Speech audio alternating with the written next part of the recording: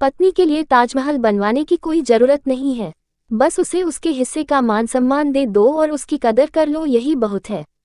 लेकिन ये बात पति को बहुत देर से समझ में आती है। ज्यादातर पति अपनी माँ बहन का बात मानते हैं, अपने भाई का बात मानते हैं और अपनी पत्नी को पर की जूती समझते हैं। लेकिन जब वही लोग उसे धोखा देते हैं, उस इंसान के साथ तब तक रहते हैं जब तक उसके पास कमाने की शक्ति होती है। लेकिन जब वह अपने बारे में सोचना शुरू करता है तो वही बाप भाई माँ बहन उसे गलत कहते हैं, जोरू का गुलाम कहती है और फिर कहीं जाकर आखिरी में पति को बुढ़ापे में अपने पत्नी की कद्र होती है। इसलिए पत्नी को शुरू में ही उतना मान सम्मान इज्जत दो जो आप उसे बुढ़ापे में देते हो। बात कड़वी है पर सच है। पति पत्नी सारी जवानी लड़ लड़ के गुजार लेते। पत्नी हर वक्त मायके की तरफ भागती और लड़का अपने घर वालों की हाँ में हाँ मिलाता। लेकिन जब बुढ़ापा आता तब उनको कोई भी नजर नहीं आता एक दूसरे के सिवा। तब जाकर वह एक दूसरे की जान और धड़कन बन जाते हैं।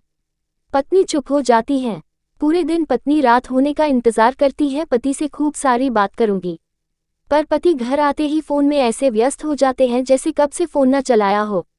पत्नी को चाहिए भी कि अपने पति से थोड़ा प्यार और थोड़ा समय, उसके बदले में पत्नी सारा दिन घर की नौकरानी की तरह अपना समय बिता देती है। हर पति को इस बात को समझना चाहिए। ज्यादातर पति जवानी में नहीं समझते हैं और बुढ़ापे में इतना प्यार लुटाएंगे कि जैसे लगता ही नहीं कि इन्होंने कभी समझने की कोशिश ना की हो।